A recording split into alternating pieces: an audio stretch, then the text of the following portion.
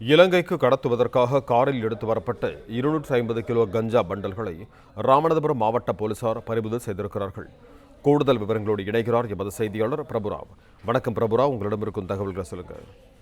நிச்சயமாக இந்த ராமநாதபுரம் மாவட்டம் இலங்கைக்கு மிக அருகே அந்த கடல்வெளி இருப்பதால் சமீப காலமாக ராமநாதபுரம், ராமேஸ்வரம், தனுஷ்கோடி, வேதாளை, மரைக்கார்பட்டினம் உள்ளிட்ட கடல் பகுதியில் இருந்து இலங்கைக்கு கஞ்சா உள்ளிட்ட போதைப் பொருட்கள் அவ்வப்போது கடத்தப்பட்டு வருகிறது. இந்நிலையில் போதைப் பொருள் தடுப்பு பிரிவினருக்கு தெலுங்கானா மாநிலத்திலிருந்து காரில் ராமேஸ்வரத்திற்கு கஞ்சா கடத்தி வர இருப்பதாக கிடைத்த தகவலின் அடிப்படையில் இன்று காலை ராமேஸ்வரம் ராமநாதபுரம் தேசிய நெடுஞ்சாலை ராம்நகர் என்ற பகுதியில் வாகன சோதனையில் ஈடுபட்டனர். அப்போது தெலுங்கானா மாநிலத்தைச் சேர்ந்த கார் ஒன்று அவ்வழியாக வந்தது.